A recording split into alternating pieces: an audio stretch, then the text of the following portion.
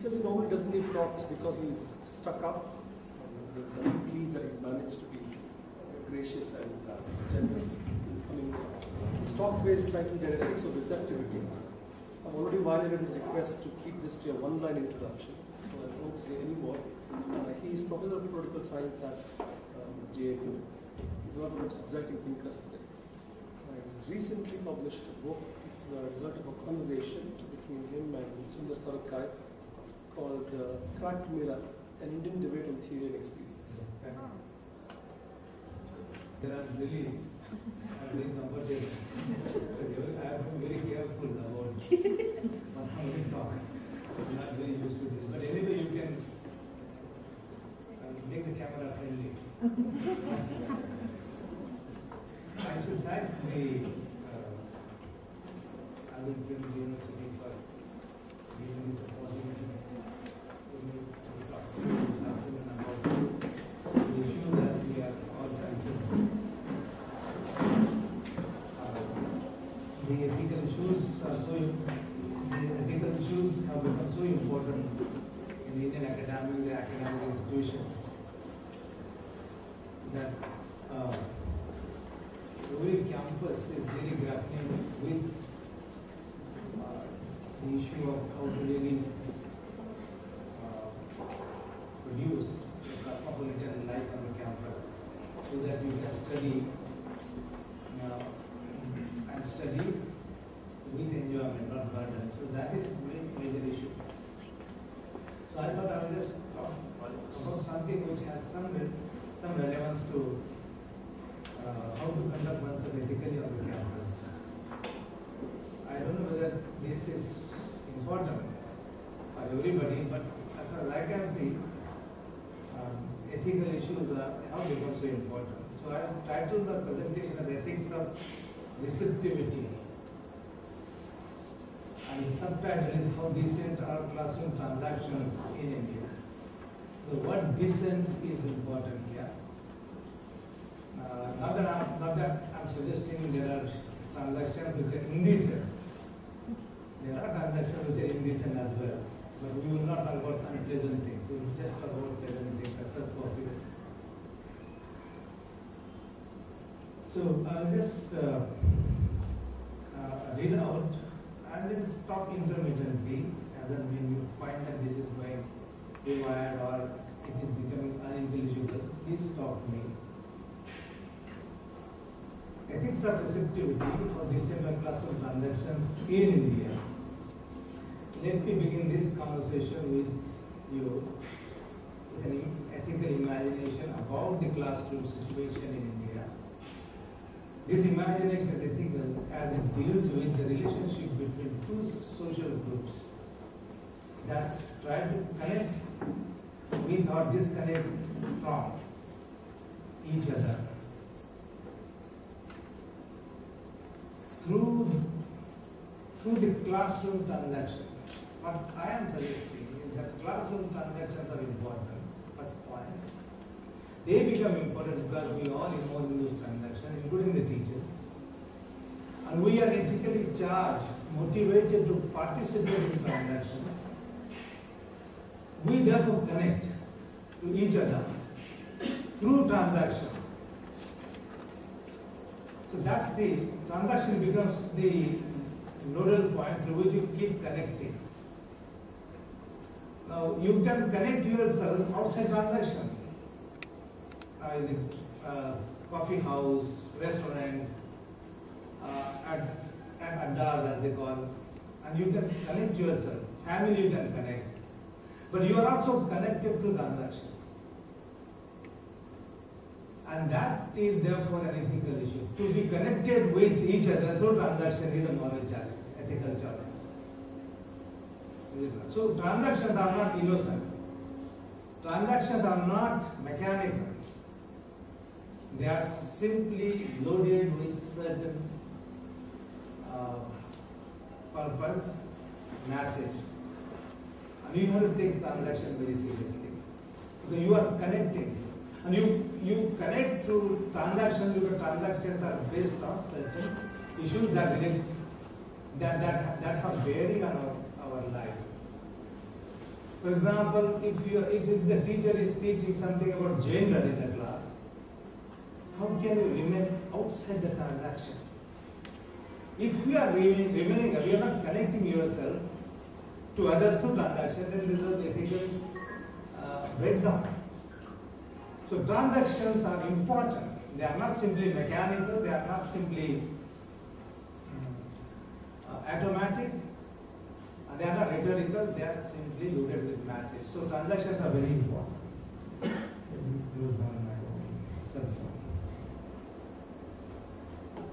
So you can also disconnect yourself to transaction. That is another process. So this connection takes place when you don't relate with issues. Why don't you relate with the issue? Because you are not relating with human beings. You cancel out human beings from your mental map. And since the other person doesn't figure in your cognitive map, however hard the teacher tries to connect to transaction, teacher fails because you are cancelling out the person. What you have in your mind is not the subject matter, but the image of a person.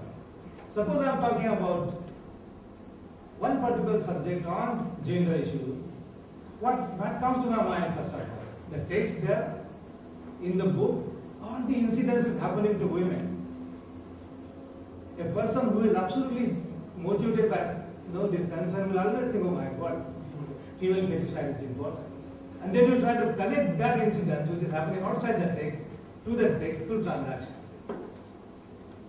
So if you don't connect yourself to a person in the real life through lived experience, you will find it difficult to connect yourself to transaction. However hard the teacher tries you to connect, you will not get connected. So in a very technical term, I am saying there is an ontological connection between you and the text. You are already forming your relationship with each other outside the text and then entering the text. If you are really discrete and fragmented and insulated from each other in the social life, I don't think you can really enjoy that. You can enjoy your teaching in the class. So that's the connection, disconnection. That's why ethical issues are so important while you are delivering, while the teacher is delivering in the class and students are receiving in the class. Student, go ahead. Is it okay? Because some people are falling out, so I thought I'll just change the gear. Maybe the cell phone is the culprit there. I'm also a very sensitive teacher, by the way. My student Marlene is sitting here and she knows.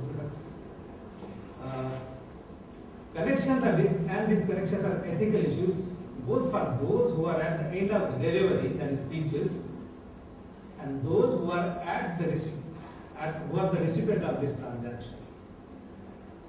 For an egalitarian and decent transaction, therefore, of a subject material, we require certain ethical conditions. As mentioned above, as I was discussing, these conditions are constitutive of delivery and receptivity. While a teacher is delivering a subject material in a class, he or she first has an ethical task to prepare the classroom for constraint-free and coercion-free atmosphere. Two ethical conditions. One is the coercion and the other one is constraint. As my friend from NCR has joined, and I am very happy that he joined here, we will always talk about conceptual burden. What is the conceptual burden that one suffers in the class? Because the concepts are so much incomprehensive for a person that he or she can't make sense of it. So you have conceptual constraint to really appreciate the transaction. Teachers can really make concepts very, very boring, very, very unintelligible, very, very cumbersome. And that is called intellectual burden that people carry because there is a conceptual incomprehension. And this is Yashpal's very famous phrase. When we were together working in the NCF 5, we were really caught by this term. What is conceptual burden that the students carry? Now, they are not the source of burden. Teachers, of course, are, including myself. What is coercion? That's important. You feel coerced while transacting. And this coercion is related to the level of discussion in the class. As we see, classroom experience is very, there is a morphology of understanding in the saying that there are different layers of reception. There is not one common layer. There are variations in your receptivity, which is sociologically, historically conditioned. We can't do anything about it. That's why the students receive things differently in the class. We also face in JNU people, there are problems with people receiving transaction at different levels. So the teacher feels what level should I really pitch up my discussion? What is the appropriate level of sophistication on which I can pitch up my discussion? One very mild form of coercion. The teacher also feels coerced if he is not talking about the subject of students' liking. He or she will always suffer from a very deep sense of anxiety before he or she comes to the class. My God, what will happen to my lecture? Whether they will really pay attention to it? Is it not? All that is there as a part of coercion. So what we really want is a coercion of constraint-free classroom situation. Is it important today? Why people do not relate? Why a teacher is given a sense of anxiety before he or she enters the class? Suppose I want to take a class on gender. I would always feel, I will have these bursts of anxiety, my God, what will happen to me in the class? Because there is the problem. And since it is a male-dominated society, all said and done, you will always oblige students to be attentive. You will feel obliged. If the students, male students are really paying attention to your thing which is about gender. Or about Northeast. The moment you talk about Northeast, so you feel so, the teacher, a sensitive teacher really feels very morally depressed, if not coerced. So we really want to develop a situation in which you don't feel coerced. So what is, therefore, he or she has to adopt an egalitarian rather than elitist attitude which will treat every student okay. What I am suggesting is that a teacher has to prepare the classroom for free and frank discussion. And it is the duty, moral duty, ethical duty of the teacher to adopt an egalitarian rather than elitist attitude, which will treat every student worthy of equal intellectual attention. I am still on teacher. While students are also implicated in ethical project, but teachers are also. And I am giving this example because we know there is a gradation of colleges in Delhi. In my class, there are about 17 students who come from a very privileged college in Delhi. And this is since it is being kept, so I won't take the name of it. They come and sit and their understanding is already superior. They already read the books which we haven't read. So you are on trial, which is good for a sensitive teacher. And then you have a bright chance of improving in the light of those trials. Is it not? So, if I am an elitist teacher, I will always look at those 17 sitting in the front row. And there is also a neglected, forgotten corner there. So, am I not really collapsing egalitarianism into a very, very hierarchical system? So my challenge is to see that you create a seamless transaction, as it is said, without any fragmentation, hierarchy of concept, and you treat that every student is worthy of equal attention. Every student is having morally minimum capacity ratio, whatever abstract subject you deal with. Every student is worthy of your attention, if not care. Worthy of your intellectual attention. And that's the moral challenge before the student, before the teacher. And as I would go on discussing, classroom situation is not innocent. It's not a structure. It's not a physical structure with rostrum and chairs and recording mechanism. This classroom is already built upon the asymmetries of power. I am already in the seat of power. Since I am really occupying a relatively raised platform, I am feeling superior. Similarly, teachers also feel superior when there is a asymmetry between the teacher and the student. One kind of symmetry. The other kind of asymmetry or the hierarchy is based on the level of students and their receptivity. So you organize your thoughts and action in such a fashion that one section is receiving, the other section is out of it, not the beneficiary. Because you don't discuss in the language that everybody wants you to discuss. They don't complain. Students don't complain. They keep quiet and they are just confused, lost.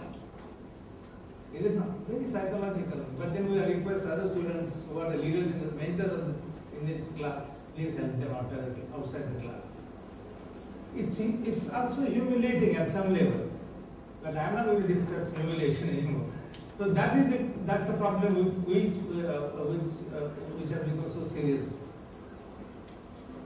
Now, so equal attention is, I'm just using the Indian philosophical word. You must have some bhav. Bhav, an attitude towards everybody, equal attitude. Irrespective of which part of the country you hail from, or which gender you hail from, which caste you hail from, which class you hail from. The teacher has to do this. Teacher must have sufficient time to invest in students. You have questions. When I say teachers should have enough time, and that time has to be gradually invested in students, because they require it. If you really want to really impact on them and give them quality education, you must really spend more time with them. And that is how you can really slowly, gradually eliminate this asymmetry. Do the teachers do that? That's the question that we have to raise here. I am raising the question of attention in the context where whether certain teachers tend to focus attention on some students while ignoring the other students. My observation has bearing on those teachers who tend to focus their attention on a section of students sitting in the front row of the classroom and neglecting the last section, number of the students who are sitting in the relegated corner. The teachers, instead of contributing to the creation of seamless intellectual space, tend to produce fragmentary space in the class, dividing the class already. I am just repeating this point. The teachers produce this fragmentation in at least two distinct ways. First, through conceptual incomprehension, as I mentioned to you, and secondly, focusing selectively on some aspects of the problem and neglecting other aspects. You just focus on one aspect and neglect another very important aspect. Suppose you are teaching on poverty. You teach on poverty as an abstract, general, universal problem, not the specific problem. And I would expect you to talk about a very particular social character of poverty in India. And I would say, when I am teaching, if I am a sensitive teacher, I am also foregone poverty into a specific meaning of it. I would say poverty, yes, poverty is there, but who is more poor? Women are poor, so we should say, is there a feminization of poverty? Nancy Fraser says that. So a sensitive teacher has to really control that aspect as well. So, but you will not teach that. So I don't feel myself related to poverty, discussion on poverty, because I'm not really talking about the poverty of women. Or who are the poor? I mean, this Wilson Gupta's committee commission report says, it is the Adivasi and the Dalits who are the most poor, and the lower OBC and women. So can we say there is a mandalization of poverty in this country? There is a mandalization. So you are supposed to cover all the aspects of your teaching while you are delivering in the class. So you can't neglect other aspects of a subject matter. However, there are some teachers who do have developed and sustained this samabhav and would like to transact the subject matter without discrimination, but find it discouraging and sometimes frustrating to transact subject matter without coercion. The source of moral depression, if not coercion, this time lies with the students. So I am taking on students now. That's for teachers, but now students. In this particular talk, I have chosen to deal with only one aspect of this classroom transaction. I have decided to focus on the reception part and not on the delivery part. I have already done it of transaction of teaching material. I assume that there are teachers who try and transact teaching material that has implication for the recipient, that is the students, from different institutions in the country.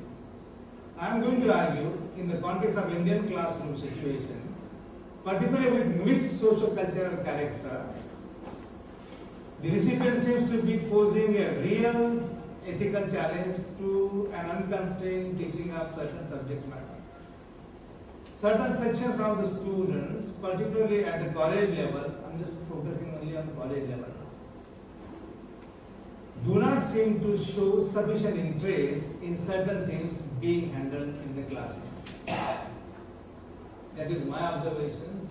I am teaching at different places now, and you can contradict me and can say that this is wrong. I am not speaking truth. But I think students really have some special interest, not general interest. Certain sections of students, particularly at the college level, do not seem to show sufficient interest in certain things being handled in the classroom. For example, in the compulsory course, and not talking about compulsory course now, of which such so-called street bookings form the part of the syllabus. There are certain things which are shrilling and strident, like gender or class question. The students show either complete disinterest in such things under consideration or total sense of repulsion. I am coming from Manipal, and I had a talk there. The issue was on how free our classroom from caste discrimination. And I don't need to tell you about Bangalore, and you know such obvious things happening. And everybody was finding casteism as a problem in the classroom. There were 60-70 students. There's one student who gets up and says, he wants a forum. He said, I am depressed. I am actually coerced. What is so wrong about casteism in this country? And everybody was shocked. Those who want to really demote modern India, they were shocked. And she went on, and she had a logic to it. Now, she wasn't relating to what was happening. There is a received wisdom. There is a closure in you already. And you do not want to be amenable to other kinds of pressures, other kinds of suggestions, moderations that are coming from outside. You think that your social position is the absolute position and ultimately a final position beyond any correction. That's a perfect position for you.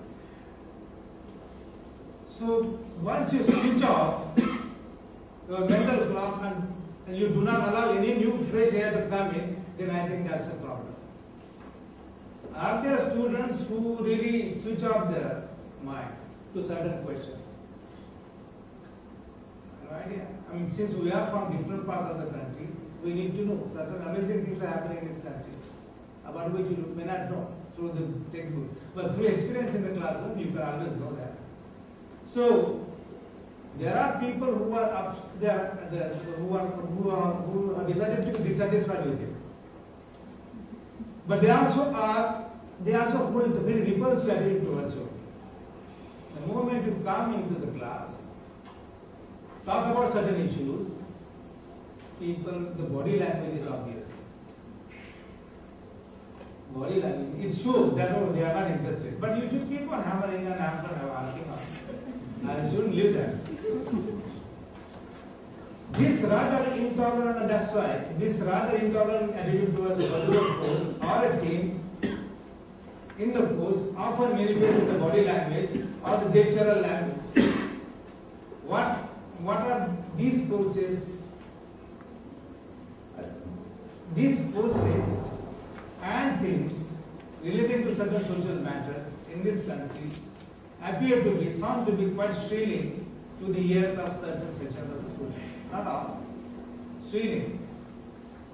The description of past generates unmitigated sense of detachment within the students. That's the experience that we have. Conversely, the elevation of the discussion on caste to the higher levels of theoretical sophistication produces frustrating sense of confusion within the students. There are two problems. One problem is that the sociological nature of the problem thing makes you seek detachment from the issue, detachment at best, and repulse you at worst. Because you can show through your facial, how do you express your displeasure or discomfort about certain social issues? Through face, facial gestures. And I would like you to read two books, actually, Levinas's Ethics of Face. Levinas's Ethics of Face. Face is the most beautiful thing that we have got. You must really optimally use it for producing nice things. Within words. But it's a mark. How can you misuse your face for maltreating others? This is the ethics. The other book you should read on a priority basis is this David Blech, D-A-V-I-D, B-L-E-T-C-H, Double Perspective. And this book should be available in all the philosophy of education. It should be there, compulsory in all the universities. David Blech, this is the book that was suggested to me by our linguistic philosopher, Prabhudas Gupta from Calcutta. Double Perspective by David Blech, which talks about the asymmetries in the classroom, different kinds. So these two books you must read. I mean, everybody should read. I have been reading them. So the first is about the repulsion. The other one is, suppose there are students who want to really understand things in a complex manner, but find it difficult to follow that particular thing at that level. So they feel frustrated. What the hell is talking about? Our Jan should be Java man. My goal karo hum kya karta hai? Is he mad? What is talking about? Now, any elevation at the level of sophistication becomes so frustrating for students. How do you maintain pace with them is a big challenge, some of them. So that, as teachers can, sensitive teachers can really realize this problem. So you are, I mean, then the issue at hand is looming at both the ends, intellectual level and also at the receptive level, at the moral level. I mean, if you are talking about gender, gender is also, gender will invoke different kinds of feelings in the class, not repulsion. Gender will invoke different kind of feelings in the class. Earlier, male always said, male, that reason lies with us. Male is more reasonable. Historically, right from Plato onwards. Female are more emotional and therefore unreasonable by definition. Plato, right from Plato onwards. When you enter the classroom, second point they make second point. Male-dominated ideology will make second point. When girl students enter the classroom, they enter the classroom with their body, not with mind. Because reason is in mind, emotion is in body. That's the division that they have achieved and transfixed on it. Otherwise, how do you understand women throwing hands in the air and complaining and this and that? You can't. We are all cool sitting in the last bench and then really monitoring everything. We have reason, that confidence is there. But today the reverse is the situation. Reverse is the situation. You are now forced these guys to really go into the body, not in the mind. They are the ones who are not throwing hands in the air. Women are producing more and more sophisticated arguments and reasons. So, but is it the situation? Is it the picture that is it the framework that which you want to work? So David Blake would say no. There should be no asymmetry of any kind. It has to be completely very symmetrical relationship, even in the intellectual domain. So, classroom discussion need to be organized around certain minimum level of understanding, and then that the teachers have to really take lead in producing. Okay.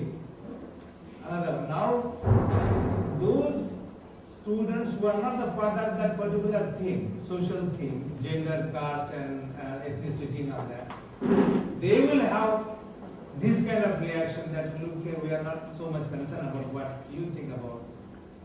But imagine those students who are the part of that problem: caste, gender, ethnicity, language, now religion. What do they think? And I have something to say about that.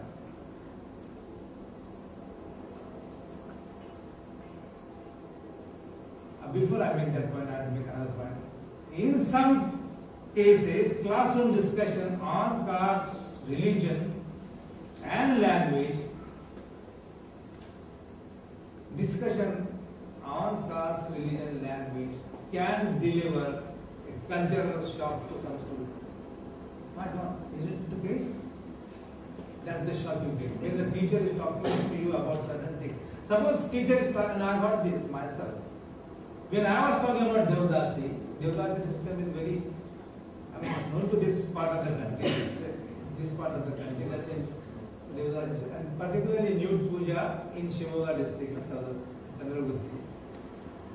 There are several thousands of women who go in nude to worship the goddess Renuka in Chandragupti, in Shimoga district.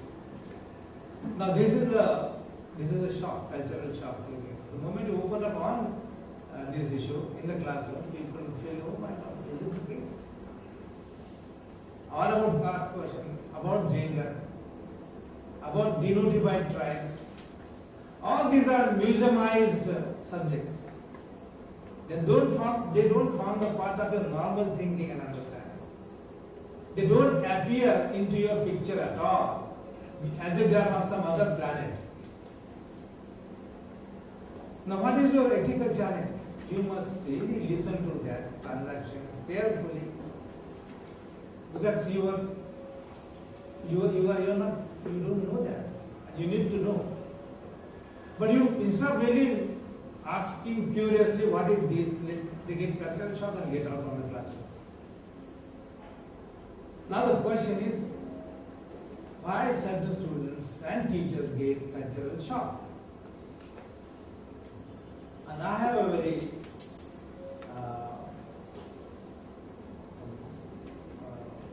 very problematic observation to make. People are not, they don't want to know other situations.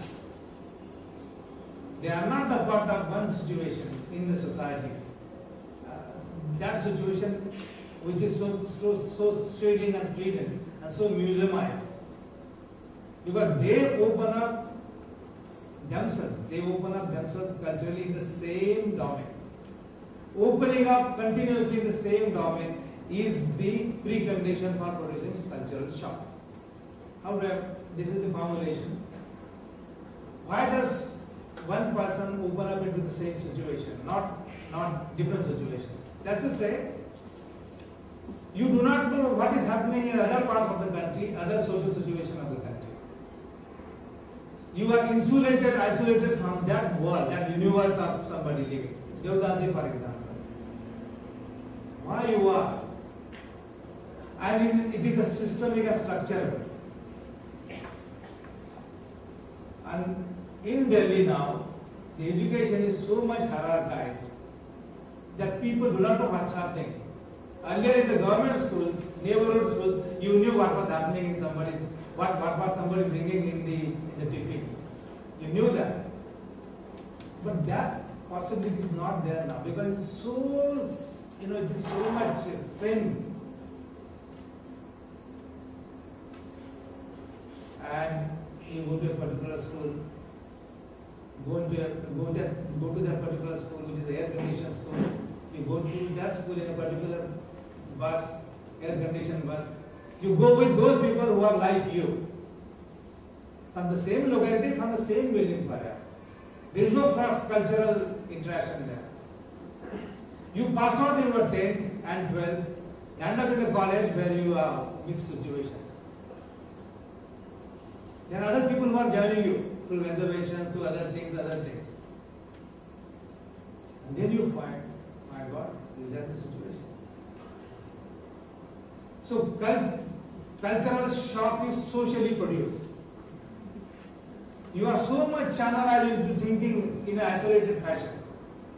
And that's why in NCERT we have been fighting that we must have a neighborhood school. You must have a mixed school. So that people begin to know the diverse, multiple livings of life. So you don't get that cultural shock by the time you land up in colleges. So I think that's the point we have been talking about it, but I think that doesn't enjoy it. Neighborhood school is gone. I mean, no one talks about it now.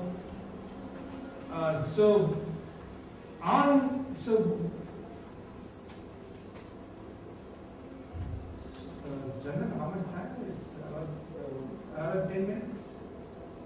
Yeah. 10 minutes. I'll just 2 more points. I have 3 points, but I'll just cover 2. On the fairer side, the lack of involvement. So before I go on to this, is my reading of higher education institutions correct? That is what I would like to. I would like your approval on this. If it is wrong, please tell me. We will discuss that. So there is a place called. There is a friend of mine who is raised. There is a college in Bangalore, and they have forced integration.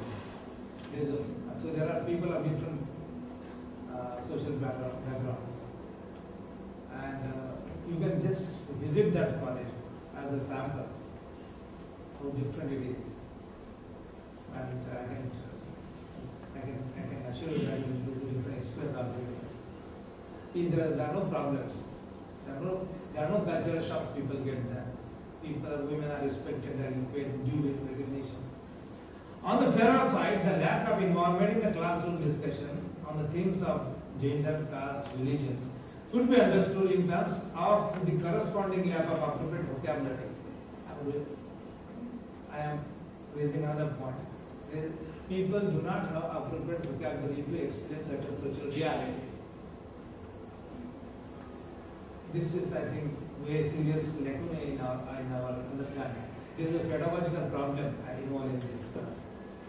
For example, in order to effectively participate in a classroom discussion on gender and caste and religion, of course, here, one needs to have the hold on an appropriate vocabulary, which one can acquire in being in touch with the caste studies, caste experience.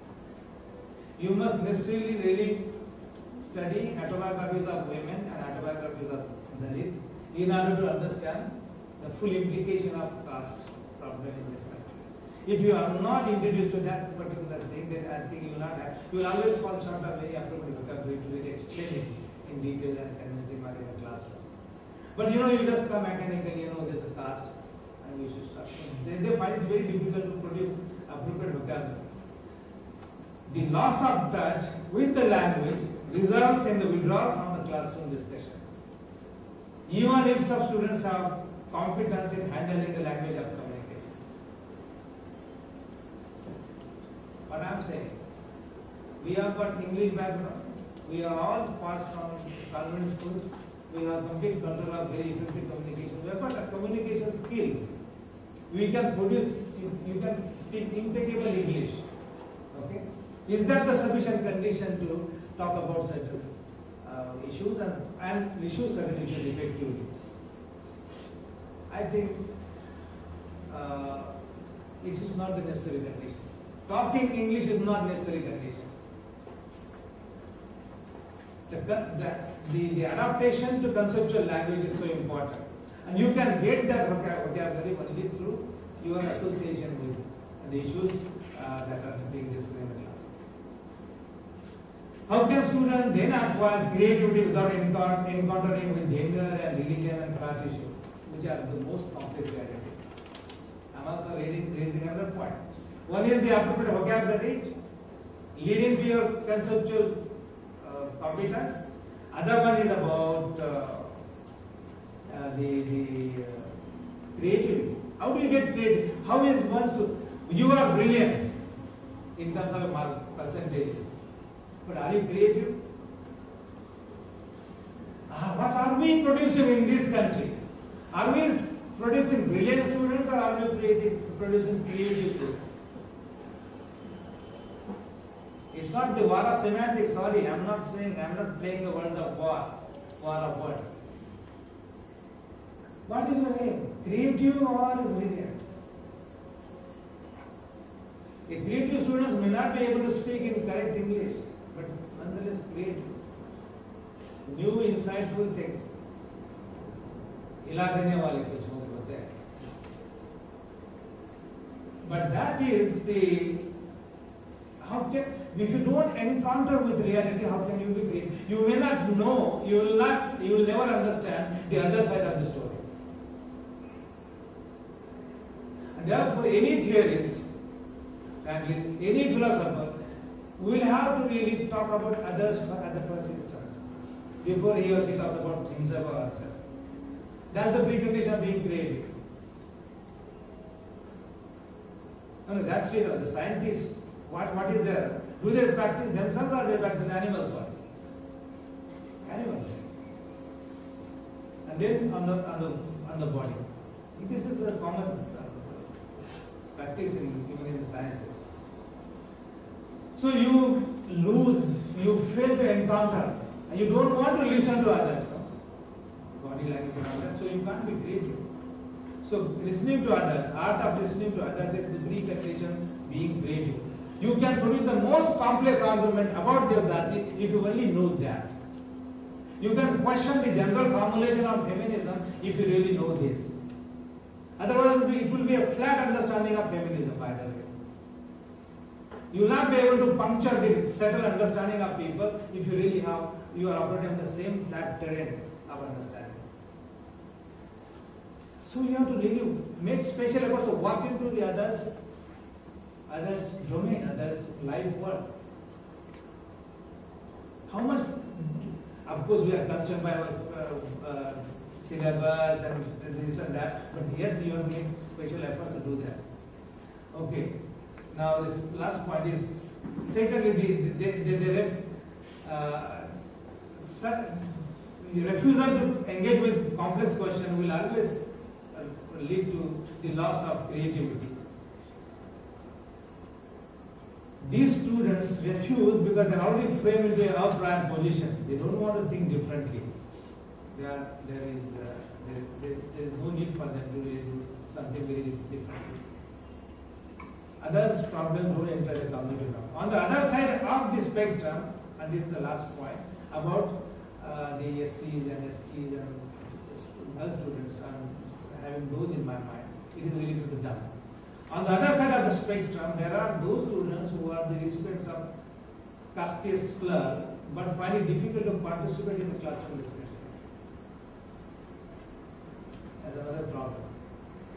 They have experience with them, they have insight with them, but they can't articulate. There's a language problem with them.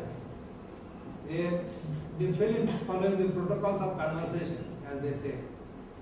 And they say, oh, the other people in Wittgenstein and others have worked on this. So this big language, philosophy of language. So there's a language game. I mean, what is language game? That you can enter the discussion only on our conditions. That is the framework. If you don't follow that, you will get lost. Don't discuss it. These students withdraw from the discussion because public invocation of caste or gender is considered to be morally embarrassing. No, the students want to discuss about caste in the classroom. It is so embarrassing. Why somebody is theorizing on your behalf? That's the big question. And in this cracked mirror, in this last section, if some of you can get hold of that book, please read the last section, the body and the experience.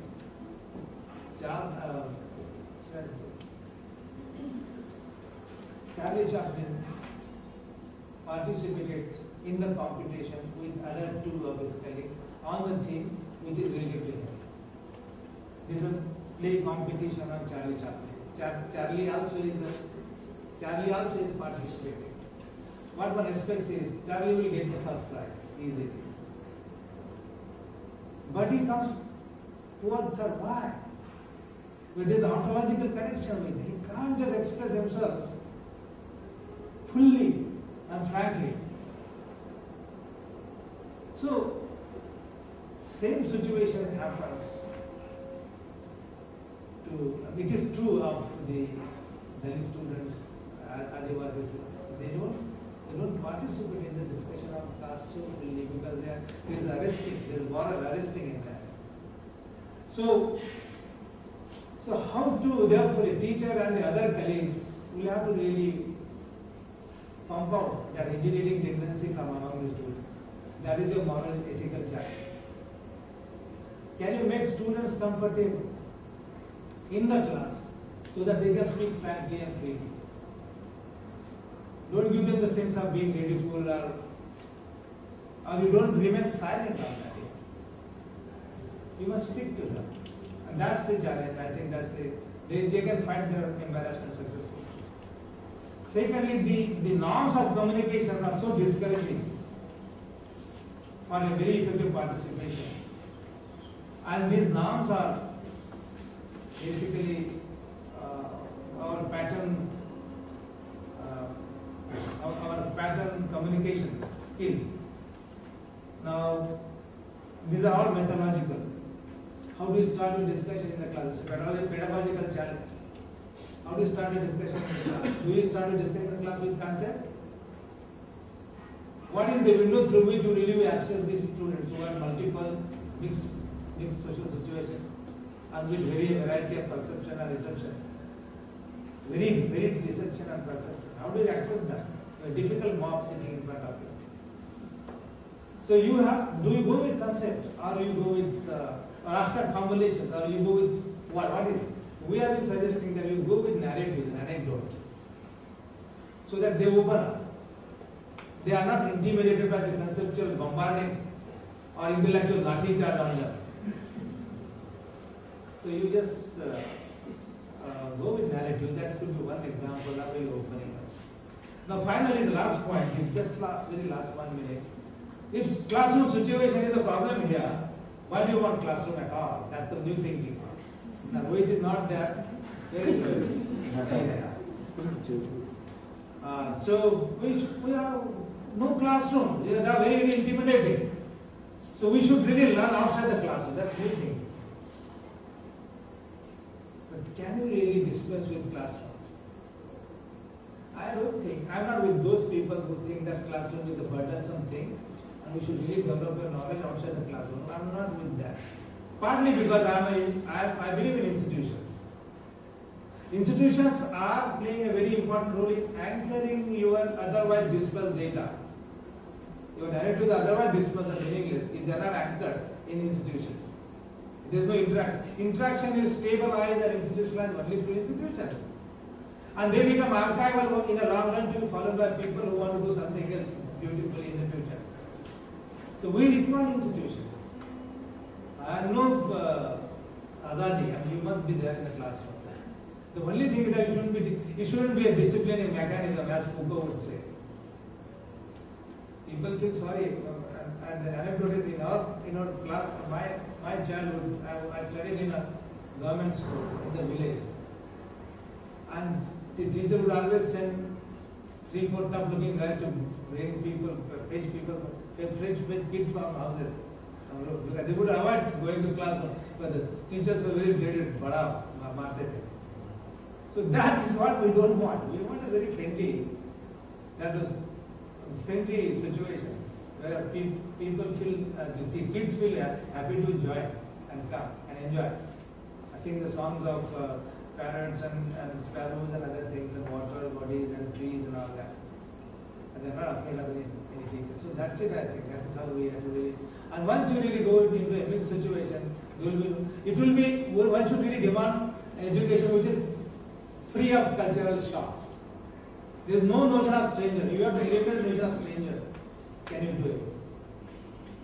And that's the challenge we will be taking today. Thank you very much. I'll stop here.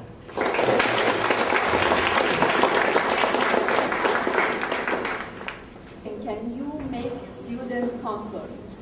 And you spoke about the problem of the class when they don't participate and they don't talk. Why and how you look at this as a one-side problem? Why you didn't look at the both sides? Maybe teacher cannot express himself. Maybe teacher is not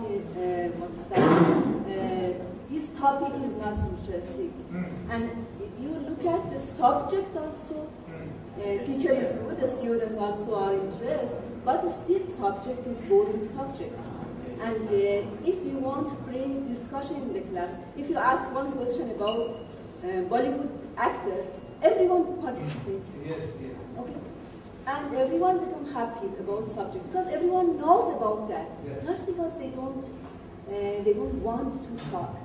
So many times we see in the class that they don't participate because they don't know the subject. As you mentioned, some people come and they know everything. Then I go to margin. I keep quiet. I don't talk about anything. How you look at this subject at 3 angles, not 1 angle. When the student is in the class, it is not about their background. Keep them quiet. Teacher also has effect. Society, management, and people that they brought the subject in the class. Yeah, we'll take. I'll give that to you. Can I come back later or get it? Other questions are there? I may respond to you later. Okay, no problem. I really enjoyed your presentation. Took me back to my JNU classes. And having heard you today, I can also tell the others here that as a teacher, as you stated before, you've always been very sensitive to all kinds of opinions to flourish in the classroom. Linked to that, I just wanted to say that when you say it's necessary for the teacher to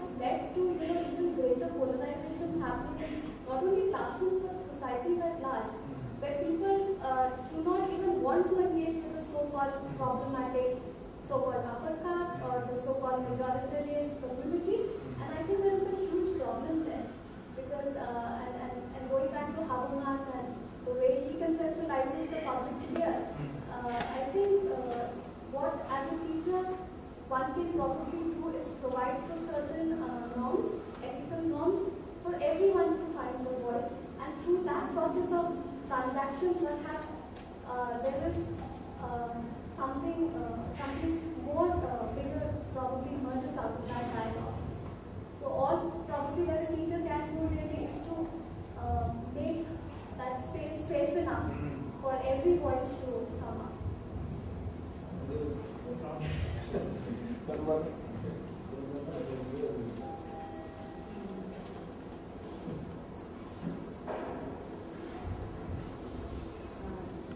One of the issues in academic knowledge is, in the first place, this academic knowledge is constructed by the larger community and society, and there is no space for the experience of many other voices.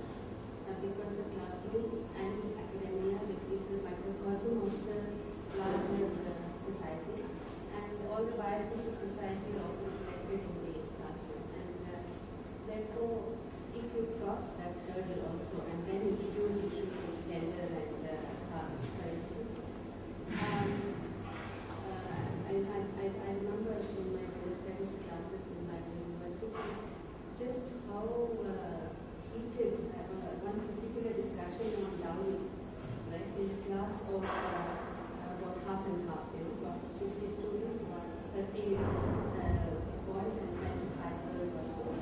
And the kind of debate was so heated that it was very hard to kind of look at it objectively and deal with it pleasantly, because everybody is so invested in it. The boys have paid, for instance, for our sisters, and they would say, but why is it we have paid for our sister? Our whole family has got into debt, so we are going to give, etc., etc. So so all I'm saying is that there is a great we should not escape at all from discussing these ideological issues in which all of us are personally invested one way or the other. Either as upper caste people who are part of a history of oppression, or as the oppressed.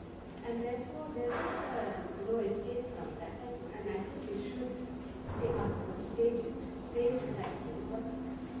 So I fully am in full agreement with the nuanced way in which you kind of picturize this whole challenge for us as teachers. But where I feel a little doubtful, my question is, when you are so invested in it ideologically, which means that your constitution itself is there, when you are constituted ideologically, can that debate or discussion, it cannot be academic. It doesn't remain academic. It's not something that is there, that you can kind of nicely and from a distance agree or disagree. Right?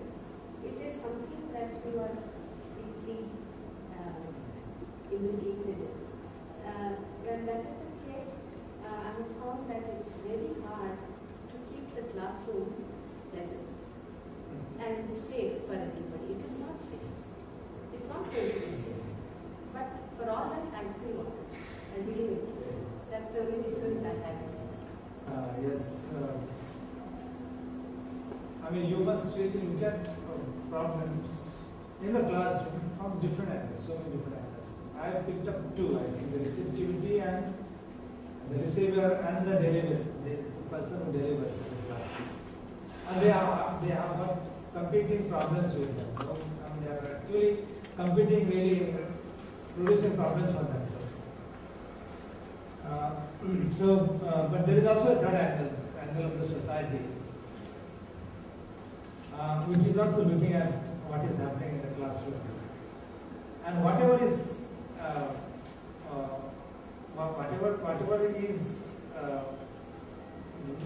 the norm of the society, the norm is also adopted by the teachers and the students. For example, in the Indian classrooms, what is the norm today? That we should talk about dowry, we should talk about caste. It's a very delicate issue. So there is what they call a discursive term, that if you want to avoid discussing delicate things, what do you do? And there are smart students, smart and quote unquote, they would always deflect the issue from its completeness to its more general abstraction. Give an example. And I should really appreciate the skill of deflating. Suppose you are talking about caste, very concrete reality happening to me, really hitting me hard in my face. Caste hits you in terms of untouchability.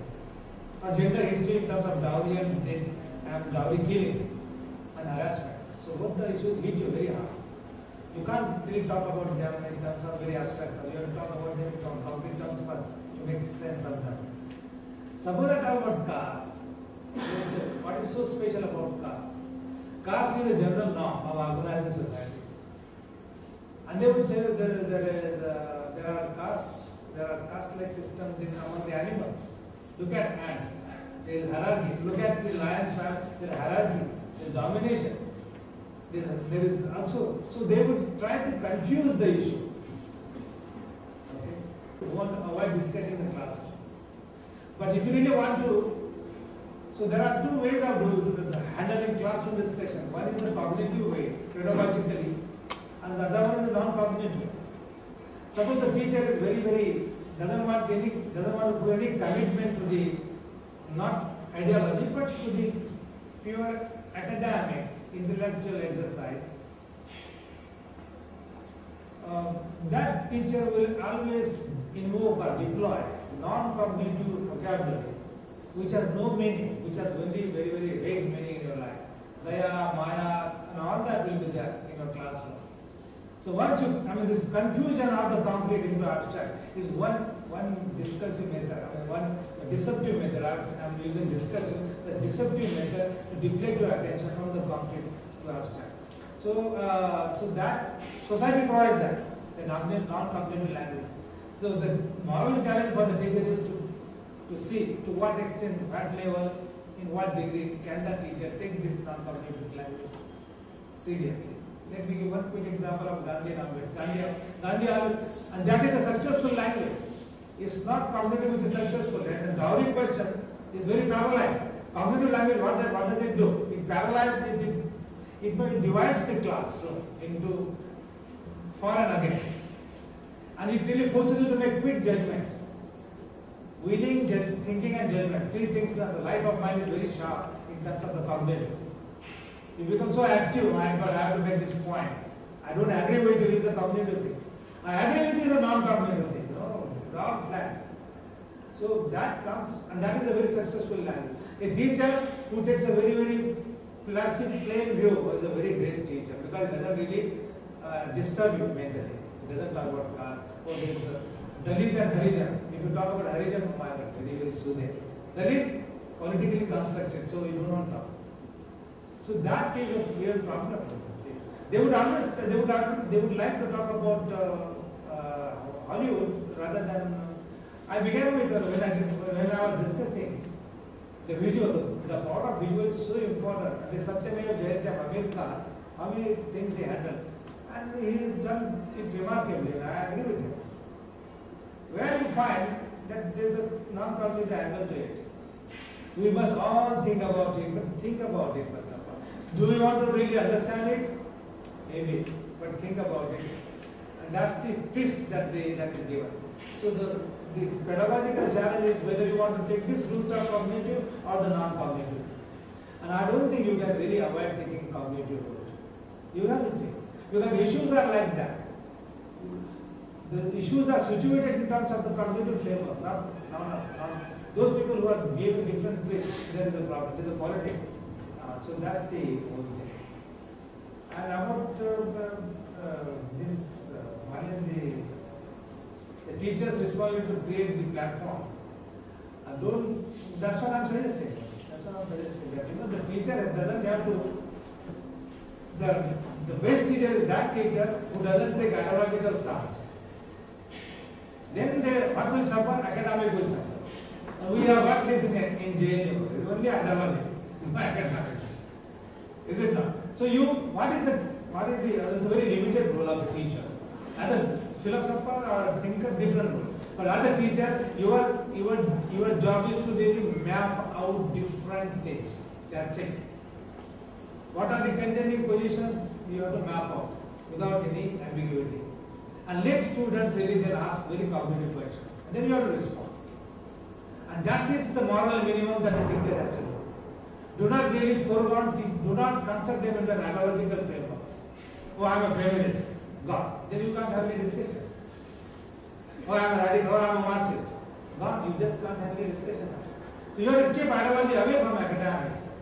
And that's your job. The moment you construct students in terms of ideology, then I think there is no movement further. You have to see that, you have to map out. Just map out, nothing else. You might say that you are boring till you don't take position, fine, good enough. But don't really give them ready-made,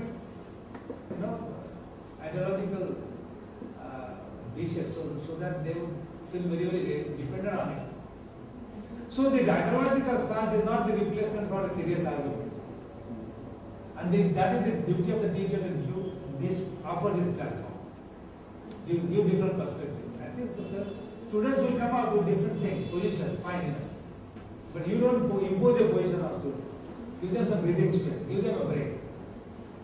So I agree with you. And then Hemamas, of course, Hemamas is important in really giving ethical things to everybody in the public sphere.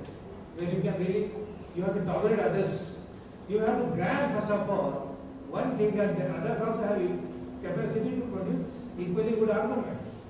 In Hemamas, you don't see that these are dumb people who don't know anything. That is not allowed in Hemamas. Everybody is equally competent, knowing technical language to participate in the argumentative work. So that you must do. You must really enhance the argumentative capacity of the students so that they can speak in a different, very abstract language later without losing scientific experience and the context. So I think it should be some difference between the two, academic and the ideological. I might be ideological, maybe. I don't want to say I'm a useless, I don't take any ideological stand. I won't take, but not in the classroom. Not in the classroom. And when you are preferring one theory or other, you are already ideologically constructed, by the way. There is no escape from ideological construction.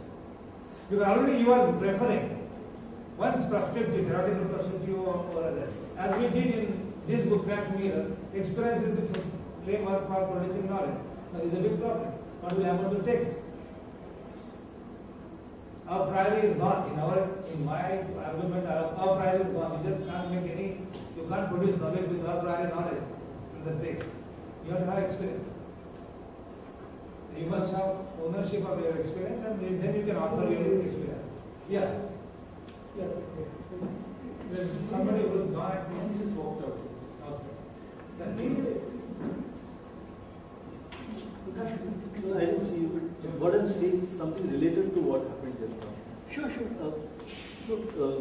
Meaning when you're elaborating that the moment a teacher is invested in an ideology, that may not be the right thing. And that's how I heard it, and I kind of tend to agree, because then that seems to possibly create a non-cognitive experience for some part of the class, which is also similar.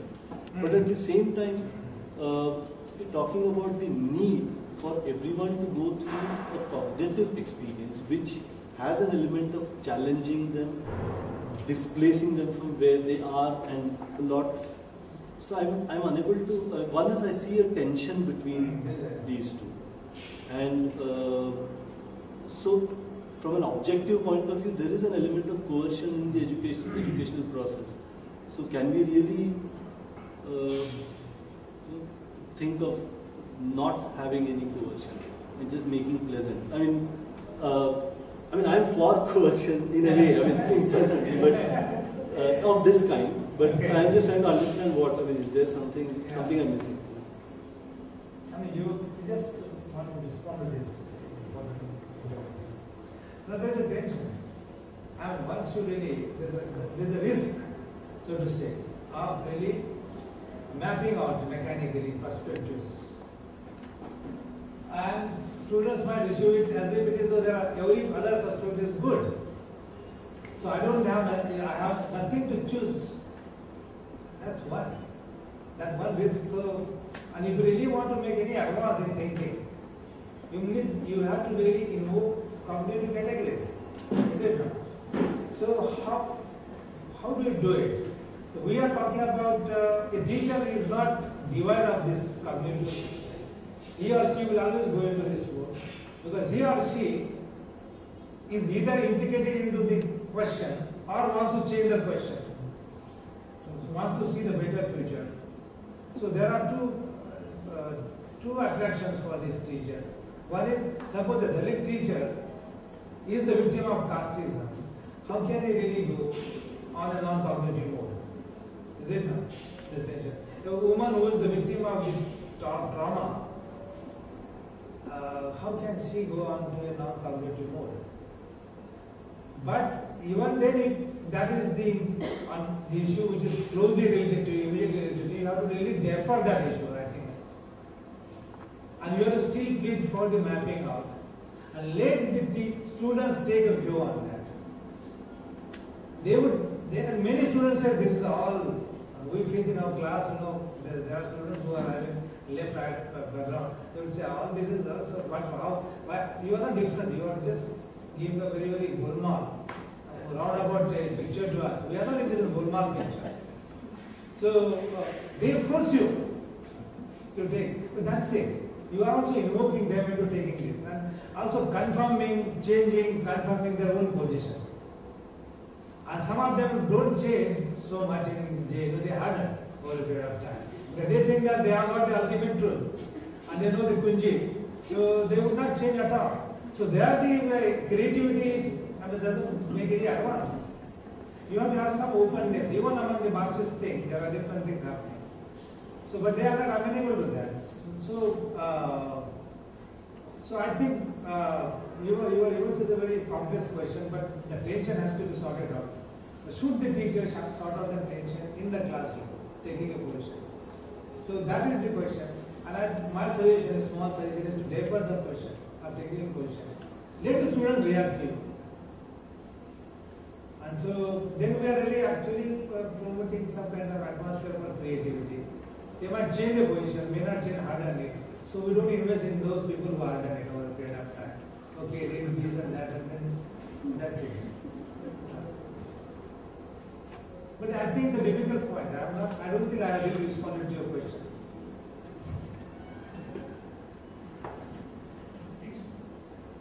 Towards the end of the presentation, that when others are making theory for you, sitting here, this position could be extended by President Nehru to say that everyone is entitled. People outside the community cannot theorize on them or speak. So it becomes that that Marathi Brahmin historians cannot write about Diwali was an OBC. Similarly, Dalit cannot write about Brahmin and so on and so forth. So do you see that this position of self-theorizing could lead to this kind of fragmentation of knowledge in the society itself? Okay, so let me give you the answer. This is a specific question. Authorship and ownership. Now, why is one insisting on representing one's own experience at the level of theory? Now, there are debates. Professor M.N. Singh was saying, my empiricism, my data collection is fine. I don't require any theory for it. It speaks for itself.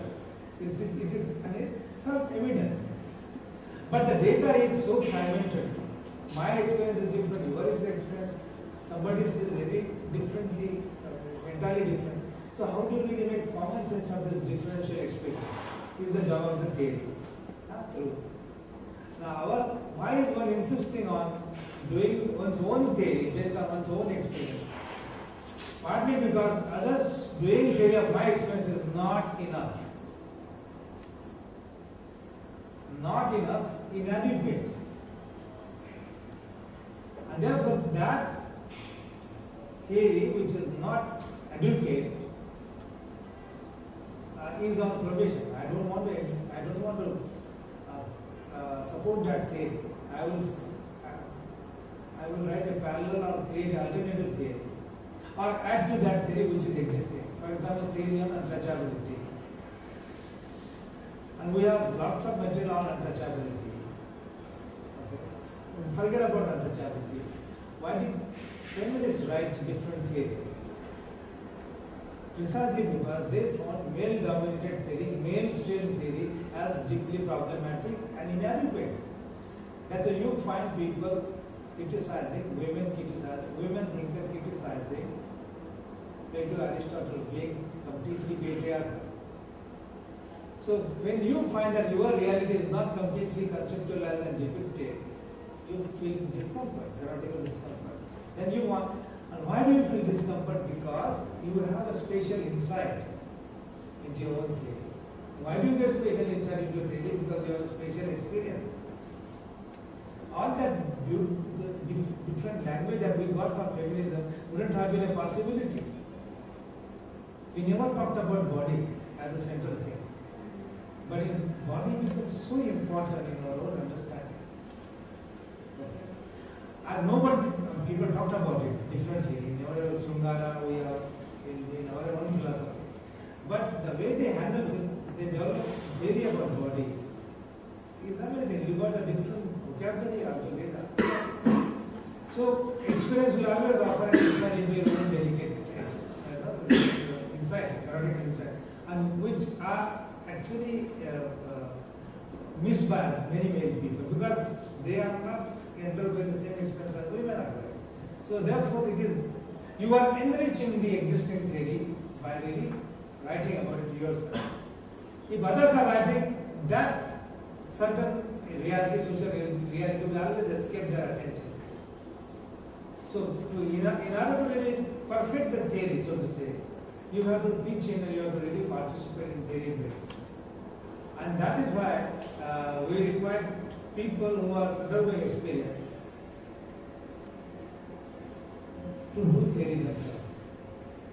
And there is a Habermas. Habermas said, why is he doing theory? Because at the level of theory, you can distribute your guilt. German society is really under guilt because of Hitler. How to really feel sorry about it? By theorizing Hitler's origin. And I want to really distribute my guilt, dispose of my guilt by reading Hannah Arendt. There are different ways of really getting rid of things. And you want to get rid of your own guilt in India, and for getting rid of your own guilt, you read Hannah Arendt. And that is but that is a very utilitarian thing. What will you do next? Your insight needs to be subversive.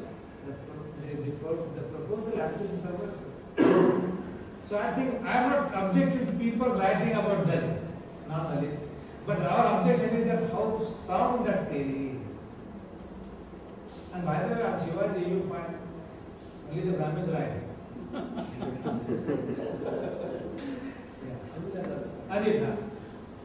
Your present response has got me to ask you this question. It was churning in my head in any case. Two questions closely related to each other.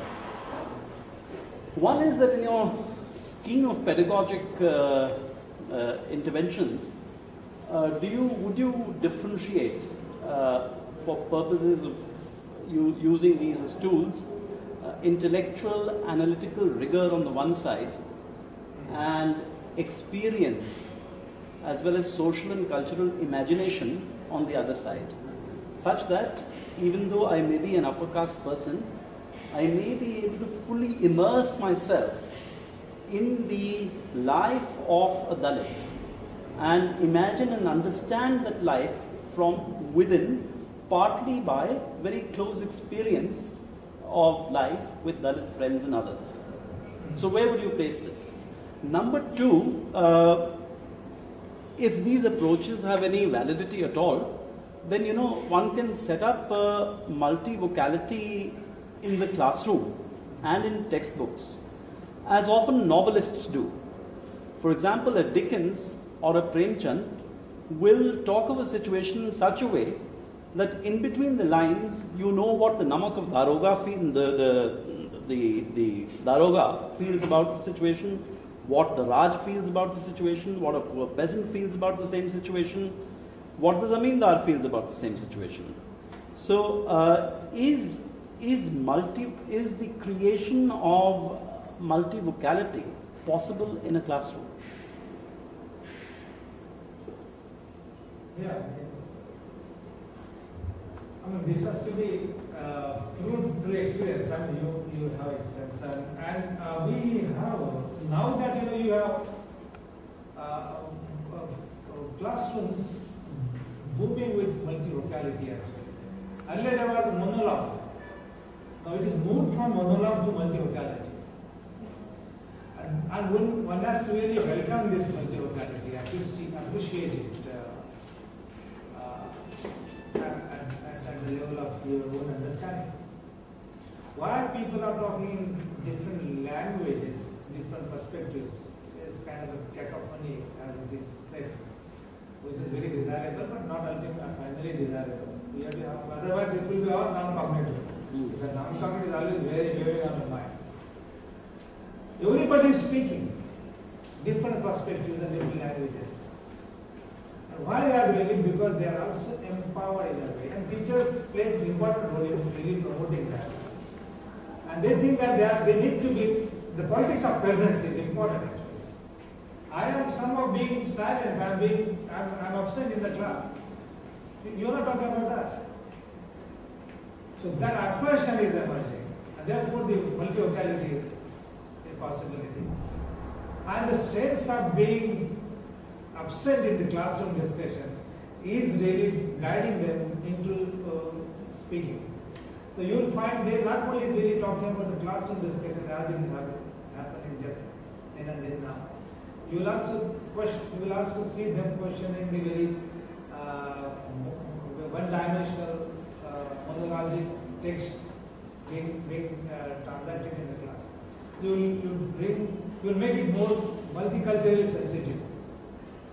And that is an important thing happening. So the NCF, as we see, NCF 5 was basically addressing this question as to really bring in more and more diverse voices into the text and the classroom.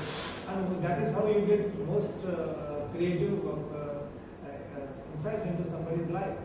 And then Adivasi and Denotified, all that will be the part of, and we will discuss that. So multivocality has been a possibility because of the politics of presence, and people have become aware now. No, you can no more talk on their behalf. They will speak themselves. In a broken language, but they will certainly speak.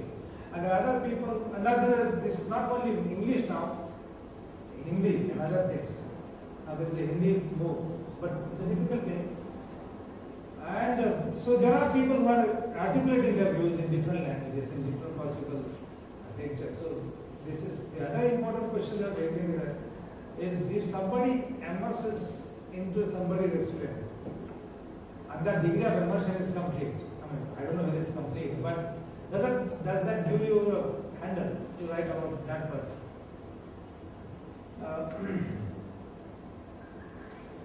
I think you can cover a theoretical ground. You can write about that because you have got the general framework with you, methodological framework. You have some methodological framework that your concepts already available in the field, and you can easily use them and fix put the experience into that frame.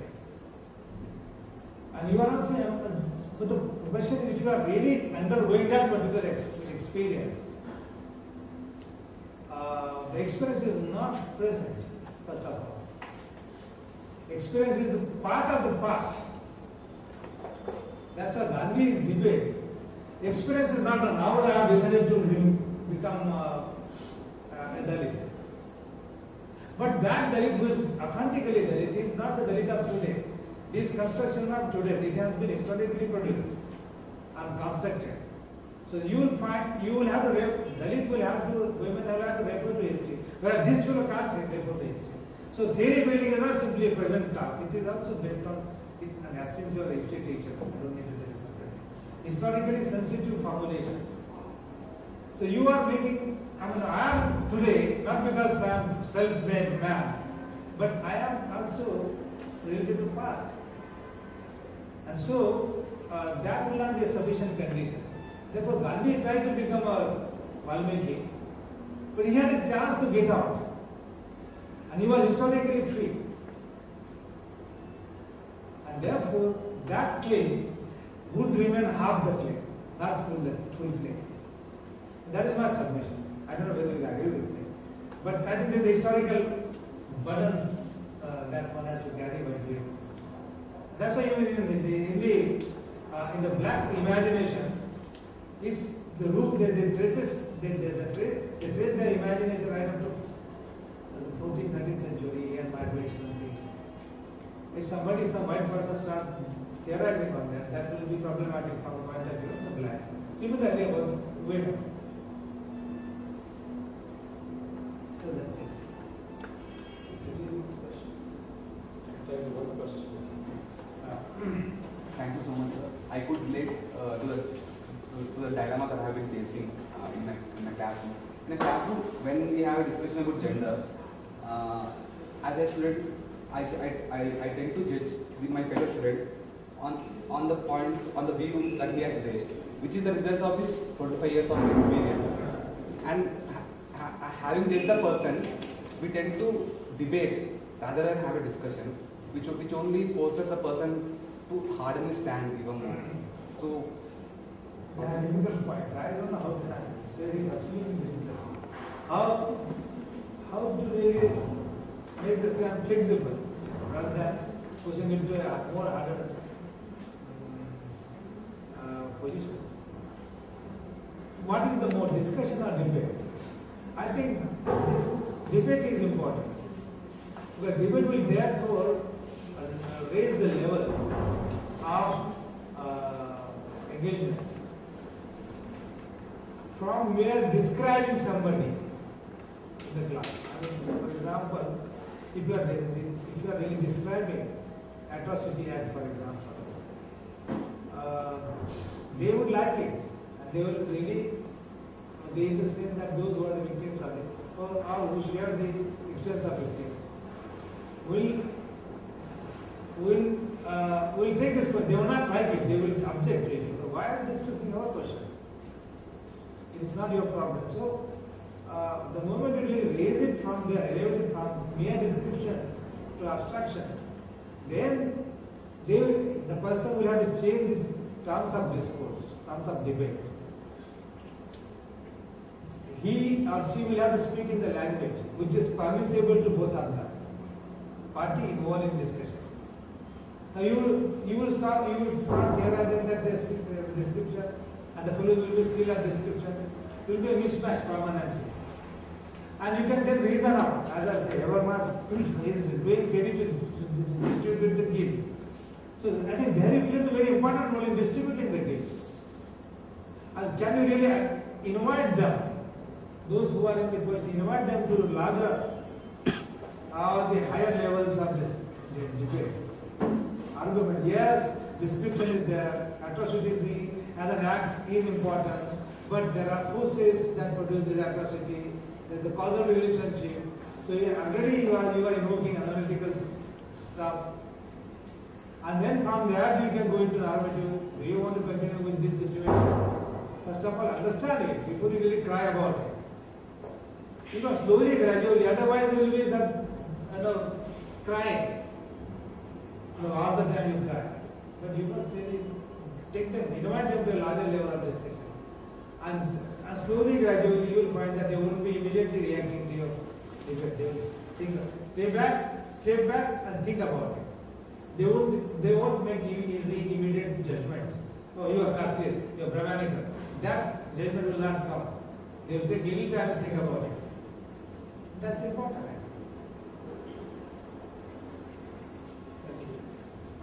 Thank you very much.